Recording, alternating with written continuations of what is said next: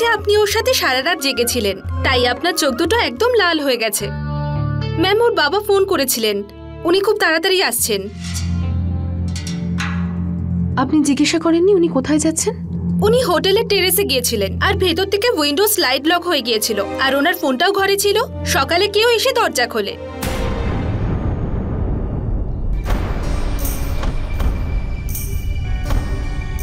ওর নাম কি? রোশনি। রোশনি? আর ওর বাবার নাম কি?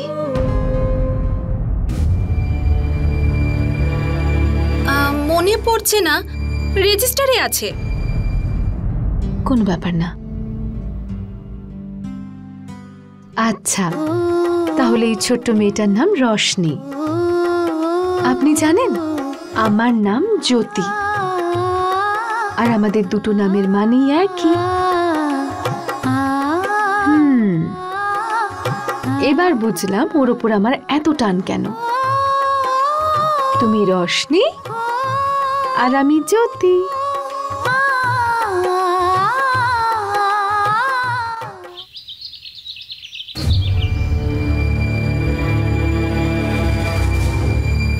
বাবা, এখন আমাদের ছোট বৌমা জ্যোতির শরীর কেমন আছে, আর ও এখন কোথায়? হ্যাঁ ঠিক আছে, হসপিটালে গেছে।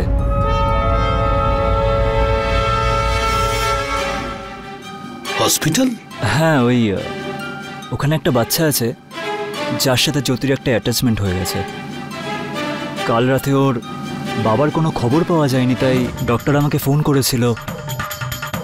আমি নিজে গিয়ে ওকে ছেড়ে এসেছি ওর দেখাশোনা করার জন্য। সকলের কষ্টই ও বোঝে।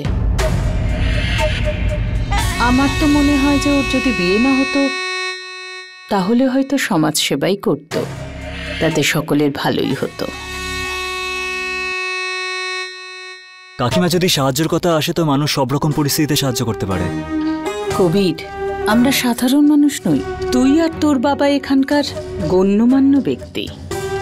এই অবস্থায় বাড়ির বৌমার বেশি রাত অবধি বাইরে থাকাটা মোটেই ঠিক নয়। হ্যাঁ, কিন্তু ওই বাচ্চাটা। কবির, তোর স্ত্রী কথায় কিভাবে ভোলাতে হয় সেটা ভালো করেই জানে, কিন্তু তুই? ও এখন অসুস্থ, আর এই অবস্থায় রাতের পর রাত না ঘুমানো, কখনো কখনো আপনজনের ভালোর জন্য একটু কঠোর হতেই হয় কবির। হ্যাঁ বাবা, আমিও তোমার কাকিমা যা বলেছে তার সঙ্গে একমত। তুমিও এটা ভালো করেই জানো যে এই মুহূর্তে অনেকেই আমাদের শত্রু হয়ে গেছে, তোমার উপর অ্যাটাক হয়েছে, তাই আমাদের একটু সাবধানে থাকাটা জরুরি।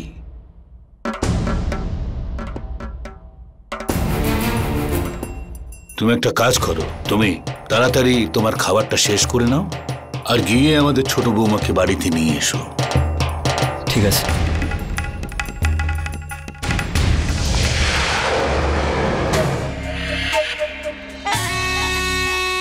ঠিক আছে, তুমি যদি চাও তো গাড়ি পাঠিয়ে দিতে পারো। বাবা, আমি আসছি।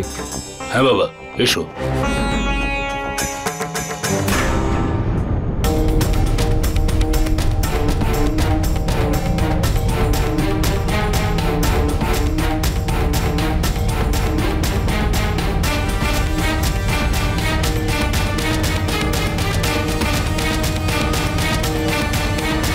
ভালো থাকো। নমস্কার। জ্যোতি কোথায় বাবা? ওর গুলি কোথায় লেগেছে? মা, ও একদম ঠিক আছে। আপনারা আসুন, ভেতরে আসুন।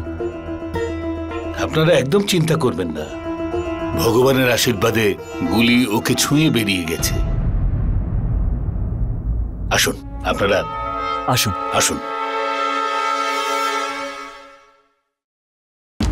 বসুন।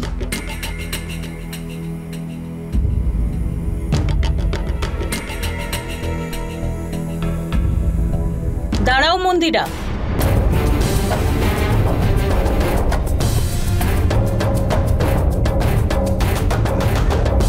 কি করছো কি তুমি? ওনার মেয়ের বিয়ে হয়েছে এই বাড়িতে, এই বাড়ির জলস্পর্শও উনি করবেন না, তাই না বেয়ান? আমি তো শুধু মনে করিয়ে দিলাম, আবেগের বশে আপনি ভুলটা না করে ফেলেন। আমাদের বাড়িতে তো এটাই নিয়ম, আপনাদেরটা জানা নেই। আমার তো অনেক আগেই তেষ্টা পেয়েছিল। আমি তোমাকে বলেছিলাম শরবত খাওয়াতে। এটা তুমি কি ধরনের কথা বলছো কাকিমা? যখন আমার মা বেঁচে ছিলেন তখন উনি এই ধরনের কথাগুলো প্রশ্রয় দিতেন না, আর না আমি দেব। আর উনি সবসময় এটাই বলতেন যে বাড়িতে কোনো অতিথি এলে জল দিতে হয়।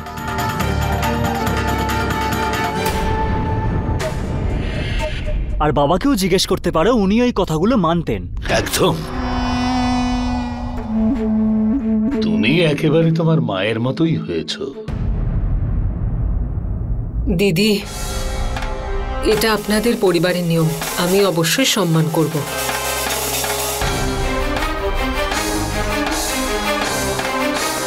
এই নিয়ম পালন করা আমার কর্তব্য।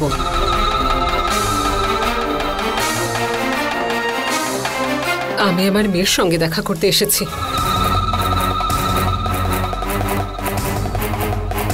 বাবা জ্যোতি কোথায়? আসলে ও হসপিটালে গেছে। কিন্তু তুমি তো বলেছিলে যে দিদি ডিসচার্জ হয়ে গেছে, তাহলে এই হসপিটাল? হ্যাঁ হ্যাঁ, ওর কিছু হয়নি, ও অন্য কারোর সাথে দেখা করতে গেছে। আমি ওখানেই যাচ্ছি, আপনারও সাথে আসুন। আসুন কবির বাবু, আমি আপনার সাথে যাব। দিদির যদি ওখানে কিছু সাহায্যের প্রয়োজন হয়। চলো।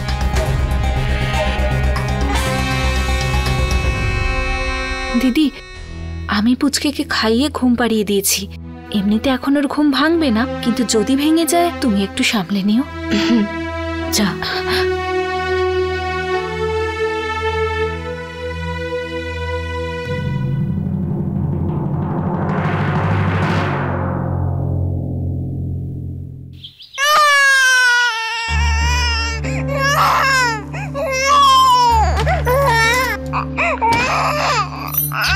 আরে সোনা, খিদে পেয়েছে? কিচ্ছু হয়নি, চুপ কর এবার। বৌদি, ছেড়ে দাও না, যার বাচ্চা সেই ওকে সামনে নেবে। তুমি এসবের মধ্যে পড়ছো কেন?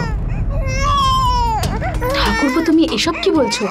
বাচ্চাটার তো খিদে পেয়েছে, আমাকে ওকে দুধ খাওয়াতে হবে। দাও বৌদি, আমি ওকে সামলাচ্ছি। তোমার তো কিচেনে কাজও আছে, তুমি আমাকে ওকে দাও।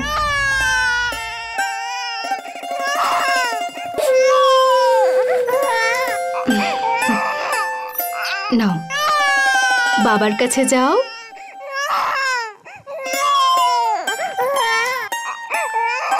ঠাকুরপো, দুধের বোতলটা ওদিকে আছে, খাইয়ে দিও। আচ্ছা।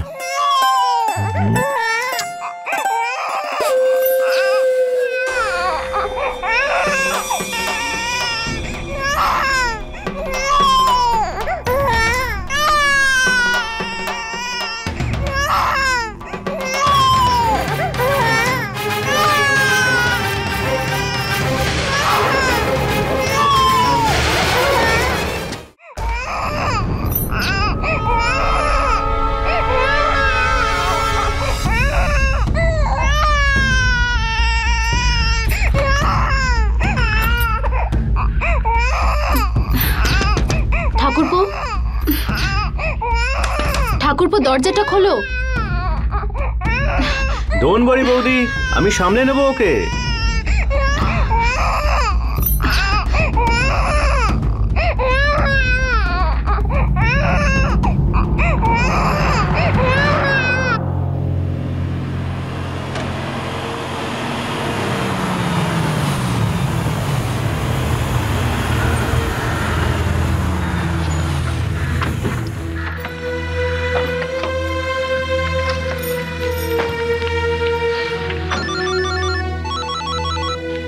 হ্যালো। হ্যাঁ দিদি। শোন রেশমি, যত তাড়াতাড়ি সম্ভব তুই বাড়ি ফিরে আয়।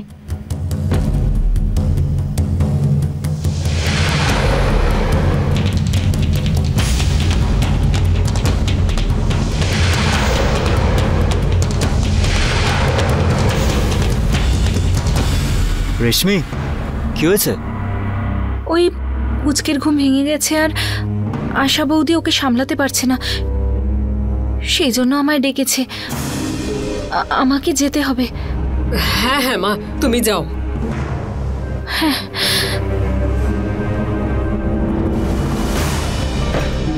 তাড়াতাড়ি বাড়িতে চলো।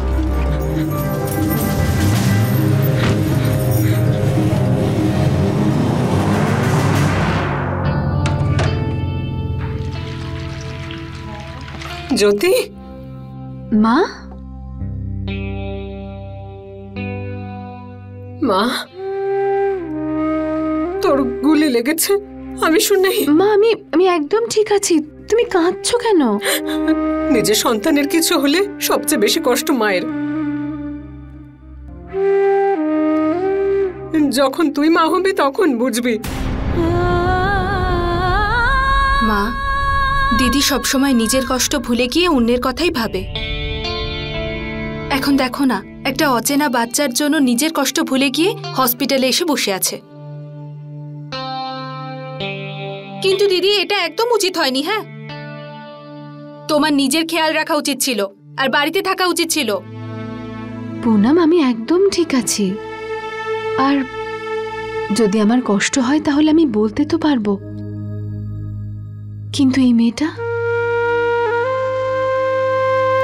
ওর তো আমাকে খুব দরকার। আরে জ্যোতি, আরে একে তো পুরো তোর মতো দেখতে। দেখ, তোর নিজের ছোটবেলার ছবি মনে আছে?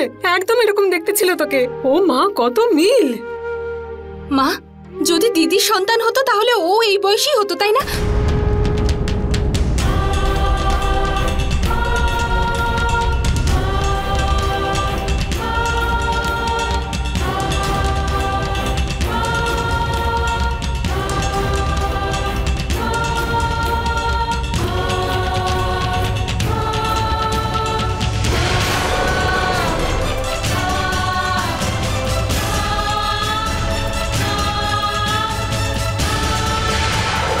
ডাকছে, আমার বাচ্চাটা আমাকে ডাকছে, ডাকছে আমার বাচ্চাটা আমায়। বলছি না ওটা তোর সন্তান নয়?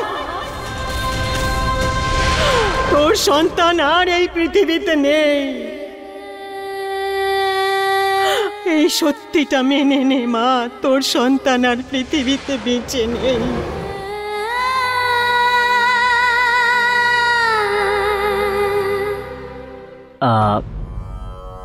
ভালো হয়েছে তুমি এখানে এসে গেছো, তাই না? চলো এই তোমার ব্যান্ডেজটা চেঞ্জ করে নি। হ্যাঁ, এসো।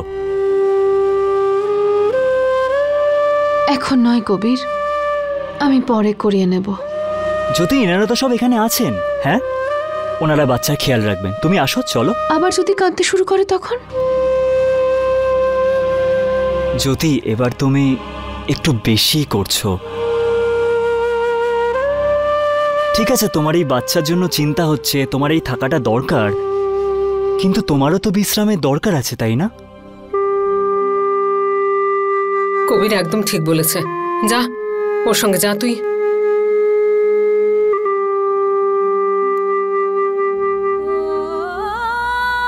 তুই যা মা, আমরা তো আছি এখানে, আমরা দেখে নেব। তুই যা।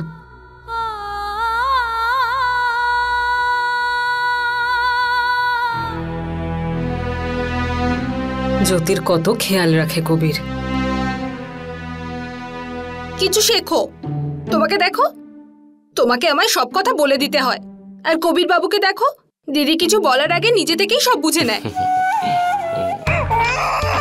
চল।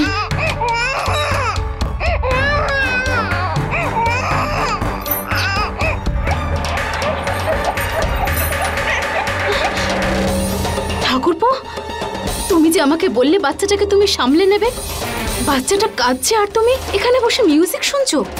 আরে বৌদি, দুধ খাইয়েছিলাম তো আমি ওকে। এখনো রেডিও যদি বন্ধ না হয় আমি কি করব? তোমার তো ওকে বকা উচিত। কিরকম মা ও, নিজের বাচ্চার ব্যাপারে কোনো চিন্তাই নেই। চলে গিয়েছিল ওই গড মাদারের সঙ্গে দেখা করতে হসপিটালে। আর এমনিতেও থ্যাঙ্কস তো আমার তোমাকে বলা উচিত। কিভাবে সামলালে তুমি বাচ্চাটাকে বৌদি? বিক্রম, এটা তোমারও সন্তান। কেউ নিজের সন্তানের সাথে এরকম কি করে করতে পারে? তোমাকে এর আগে আমি কতবার বলেছি রেশমি, দিনের বেলা স্বপ্ন দেখো না। আমি না তো তোমাকে নিজের স্ত্রী মনে করি আর না তো ওকে আমার বাচ্চা। আর প্লিজ এখন আমাকে মিউজিক শুনতে দাও। বাচ্চাটার কান্না শুনে শুনে তো আমার কানটাই খারাপ হয়ে যাবে মনে হচ্ছে।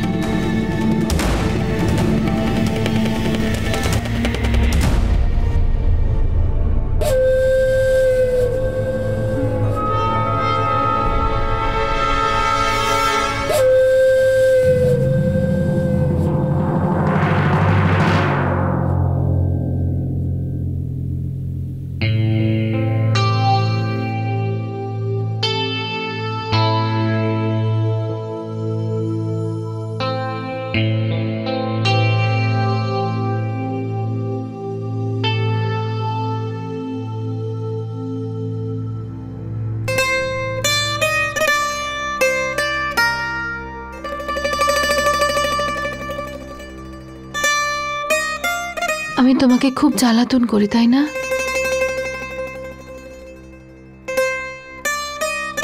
রাগ করে আছো? একটু, কিন্তু আমার রাগ ভাঙাতেও পারো তুমি। জ্যোতি প্লিজ, অন্যের খেয়াল রাখা অনেক ভালো কাজ, কিন্তু তোমার নিজেকেও তো খেয়াল রাখতে হবে। হ্যাঁ, আমার খেয়াল রাখার জন্য তুমি আছো তো। আচ্ছা,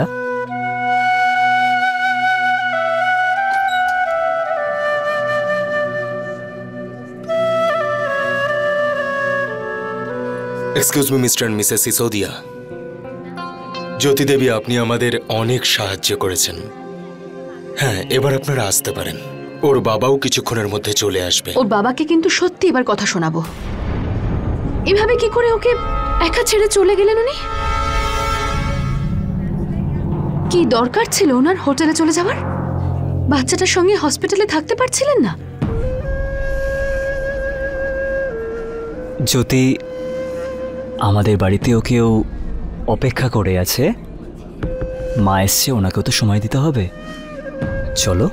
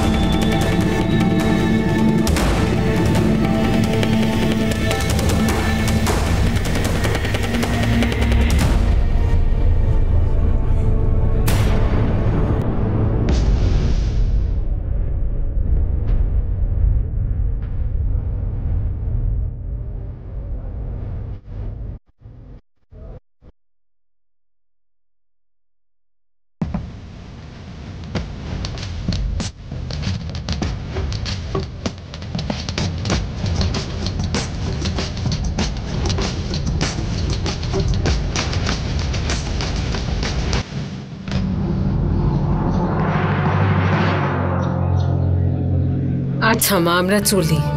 আরে কেন? বাড়ি যাবে তো? না, কোনো দিন তোকে দেখতে এসেছিলাম। তুই তো ভালো আছিস মা? আর হ্যাঁ, কিছুক্ষণ আগেই জামাইবাবুর সাথে বাড়ি থেকে এলাম। বেশ, সবার সাথে দেখা হয়ে গেছে ওখানে। অন্য কোনো ব্যাপার নেই তো? দিদি ওই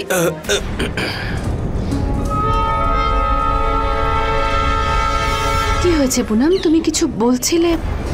না না, কিছু না। ওই আসলে দীপুর মাঝে একটা কাজ আছে, কোন এক কনস্ট্রাকশনের সাইটে না কোথায় যেতে হবে, ও দেরি হয়ে যাবে। তোর কাজ আছে তো, তুই চলে যা, আমি আটকাবো না। কিন্তু আমি পুনাম আর মাকে আমার সঙ্গে নিয়ে যাচ্ছি। তোর কাজ হয়ে গেলে তুইও চলে আসিস। হ্যাঁ না রে মা, আজকে থাক। দেখ, বাড়িতে তোর ঠাকুমা একা আছেন, ওনার শরীরটা ভালো নেই। অন্য একদিন আসবো।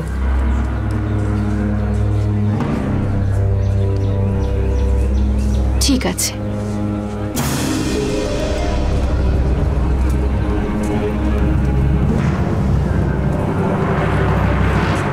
বাবা,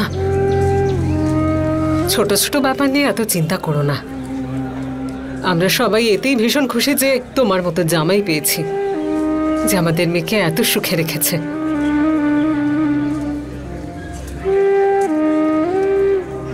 ভালো থাক।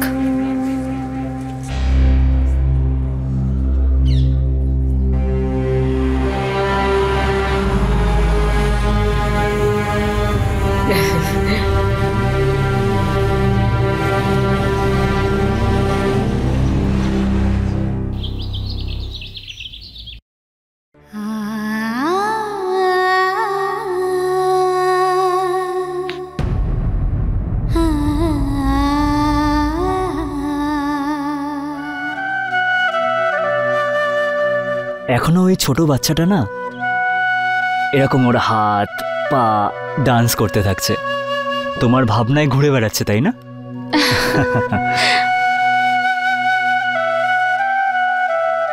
যদিও একদম ঠিক হয়ে গেছে। ওর বাবাও এসে গেছে হয়তো, আর ওর বাড়িতেও চলে গেছে। কিন্তু আমি সত্যি জানি না কবির, একটা অদ্ভুত, আমি চাইছি না তাও বারবার ওর কথাই মনে পড়ছে আমার। কি করা যায়, তোমার মনটাই তো এমন, তাই না? মাটির মতো নরম। যে আসে সে মনে রেখে দেয়। চলো এবার তুমি বিশ্রাম করো, তোমার বিশ্রামের দরকার আছে। এমনিতেও আমি না চাইতেও বারবার তোমার কথাই ভেবে যাচ্ছি।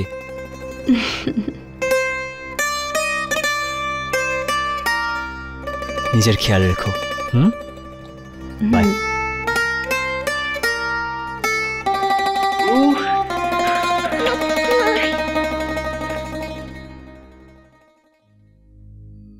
আরে জিৎ সোনা, কেমন আছো তুমি? রশনি যদি তোমাকে দেখতো তাহলে খুব খুশি হতো। রেশমি, কি হয়েছে রেশমি?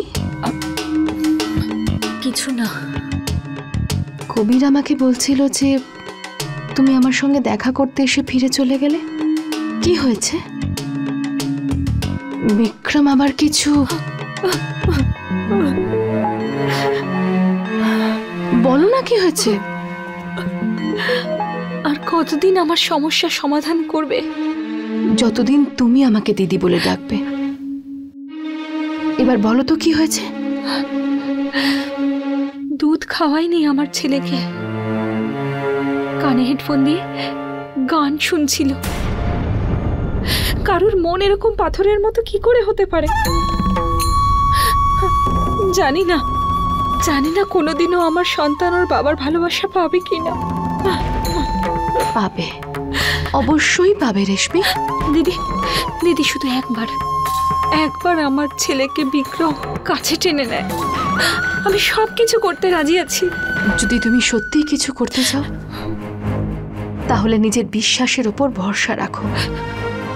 সত্যিকারের ভালোবাসা দিয়ে তো পাথরকেও গলিয়ে দেওয়া যায়। একদিন বিক্রমের এই ঘৃণাও ভালোবাসায় পরিণত হবে।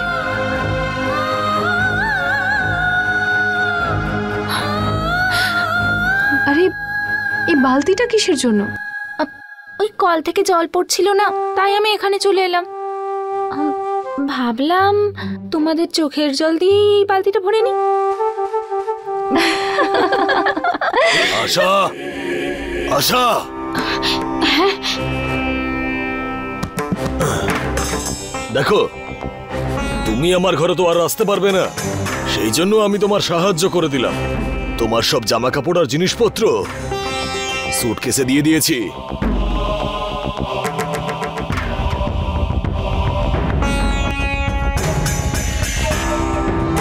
আরে ইংরেজিতে দুটো শব্দ তো অন্তত বলে দাও। Thank you. অল্প বিস্তর তো তোমাকে শিখিয়েই দিয়েছে তোমার গডমাদার জ্যোতি। এবার তোলো আর বেরো এখান থেকে। সুমের, তোর মনটা খুব বড়। কিছু টাকা পয়সার প্রয়োজন হলে দিয়ে দে। কাকিমা, এত সম্মান দিচ্ছি, যথেষ্ট নয় নাকি? তাহলে মাননীয়া স্ত্রী আমার, জ্যোতির শিক্ষা অনুসারে আপনি আমাকে এটা বলেছিলেন যে যতক্ষণ না আমি আপনাকে সম্মানের সাথে এই ঘরে না নিয়ে যাব ততক্ষণ আপনি আসবেন না। তাই দেখুন, সম্মানের সাথে বিদায় জানাচ্ছি আপনাকে। কি হলো? আরে আপনাকে আমি মুক্তি দিচ্ছি। অদ্ভুত ব্যাপার। আরে এত সময় নষ্ট করছেন কেন ভাবনা চিন্তা করে? যে কাজটা কিছুদিনের মধ্যেই হতে চলেছে সেটা আজকেই সেরে ফেলুন। সম্মানের সহিত সিগনেচার করে দিন ডিভোর্সের পেপারটাতে, আর বেরিয়ে যান এই বাড়ি থেকে।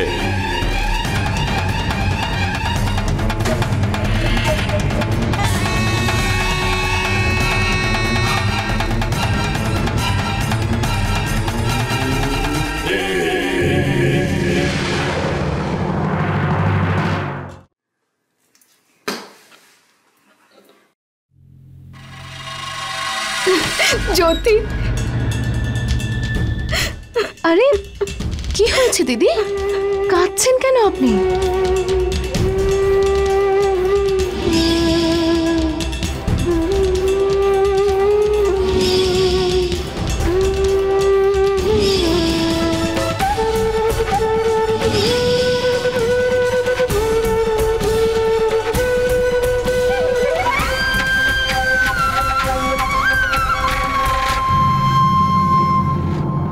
আমি যে জলসা ঘরে মেলোয়ারি।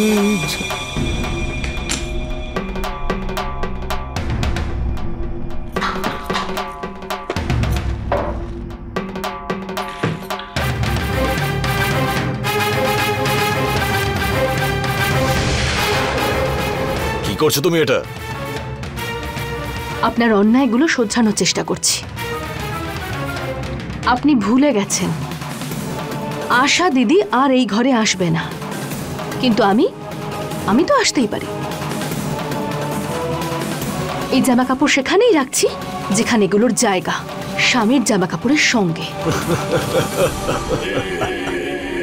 তুমি কি আমাকে বিক্রম ভেবে রেখেছো নাকি, যে জোর করে মণ্ডপে বসিয়ে দেবে আর করিয়ে দেবে বিয়ে? না দাদা, 7 পাকে ঘোরা তো আপনার আগেই হয়ে গেছে। আমি শুধু আপনাকে মনে করাতে এসেছি যে বিয়ের সময় আপনি কিছু প্রতিজ্ঞাও করেছিলেন। দেখো জ্যোতি, আবারও বলছি বন্ধ করো এই নাটক। আমিও তো সেটাই বলছি, বন্ধ করুন ডিভোর্সের এই নাটকটা। আপনার যা ইচ্ছে আপনি আপনার প্রথম 2 স্ত্রীর সঙ্গে করেছেন, কিন্তু আশা দিদির সঙ্গে এই অন্যায় হবে না। হবে, আর তোমার সামনেই হবে। আর 12 দিন পরে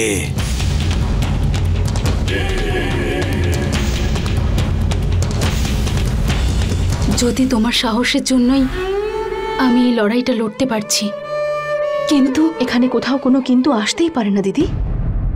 এই শব্দটা আমাদের দুর্বল করে দেয়। প্রত্যেকটা সমস্যা তার সমাধানের পথও নিয়ে আসে, শুধু সেই পথটা খুঁজে বের করতে হবে। আর যদি তুমি যেটা বেছে নেবে সেটা সব সময়ের মতো ভুলই হবে।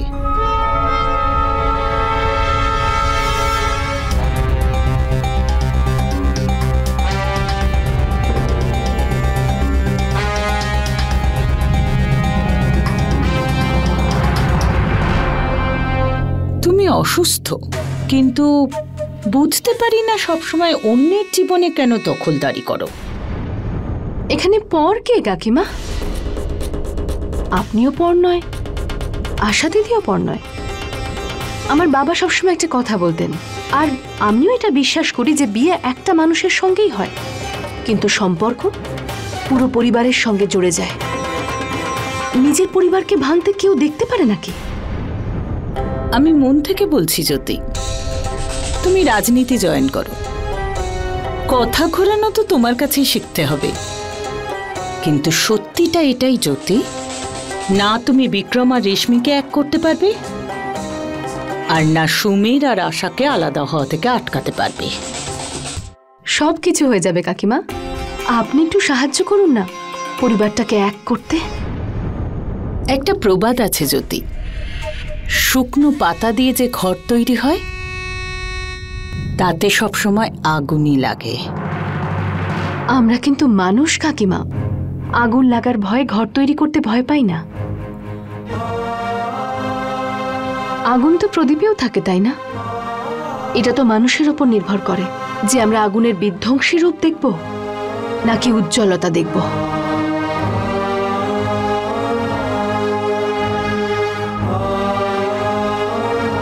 আমি তো এর মধ্যে আলো দেখেছি কাকিমা, সেই জন্যই এগিয়ে যাচ্ছি।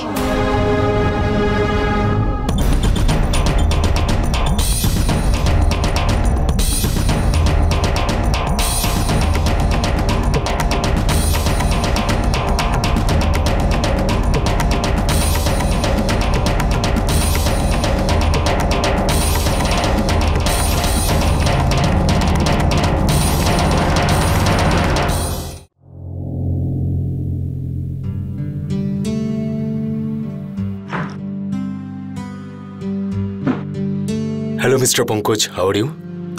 Very good, doctor. How are you? Fine, thank you. Hello, বাবু।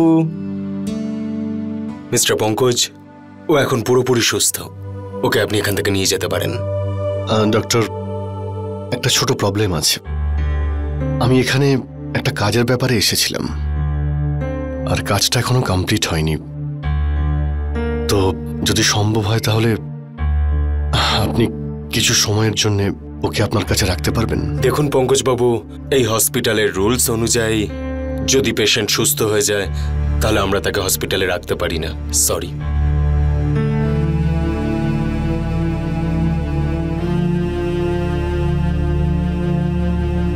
তাছাড়া এ বাচ্চাটার মা কোথায়? আপনি ওনার কাছে রেখে যেতে পারেন। একটু সাবধানে বশিষ্ঠ বাবু, এটা একটা প্রিমেচুর ডেলিভারি, বাচ্চার অবস্থা খুব ক্রিটিক্যাল, তাই আমার আপনার কাছে এটাই সাজেশন যে বাচ্চাকে এখন মায়ের কাছেই থাকতে দেওয়া উচিত। ডক্টর দেখুন, এই বাচ্চাটা হলো আমার জীবন, তাই আমি ওকে ওর মায়ের অভাব কোনোদিনও বুঝতেই দেব না।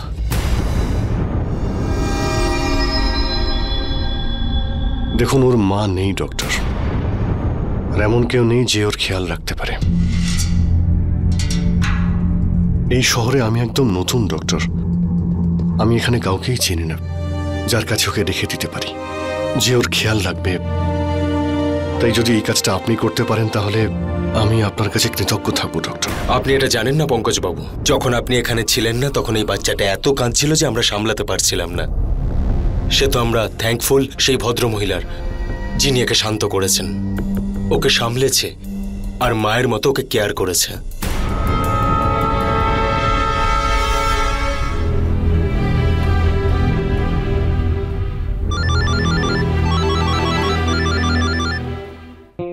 ডক্টর, আমি এক্ষুনি আপনাকেই ফোন করতে যাচ্ছিলাম। রশনি কেমন আছে? সব ঠিক আছে তো? আগে হ্যাঁ, রশনি একদম ভালো আছে। ওর বাবা এসেছে এখানে। যেভাবে আপনি বাচ্চাটাকে দেখাশোনা করেছেন তার জন্য আপনার কাছে আমরা থ্যাঙ্কফুল। ম্যাম, একটা ছোট্ট প্রবলেম হয়েছে, আপনার একটু সাহায্যের প্রয়োজন। অ্যাকচুয়ালি ওই বাচ্চাটার বাবা কিছু দরকারি কাজে বাইরে যাবে, যেখানে উনি এই বাচ্চাটাকে সঙ্গে করে নিয়ে যেতে পারবেন না, আর ওনার ফ্যামিলিতেও কেউ নেই। যদি আপনি কিছুক্ষণের জন্য বাচ্চাটাকে রাখেন তাহলে। ডক্টর, আমাকে প্লিজ। হ্যালো,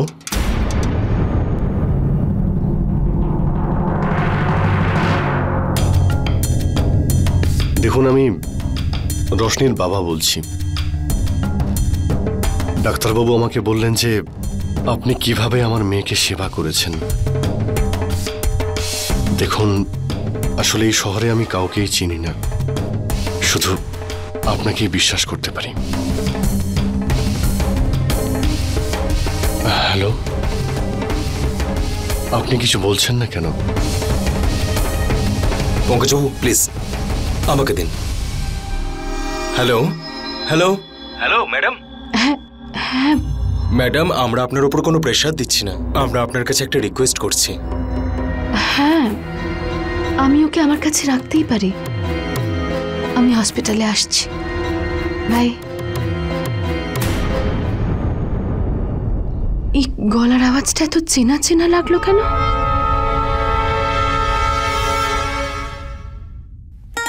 যাই হোক, আমি আমার বাচ্চাটাকে এবার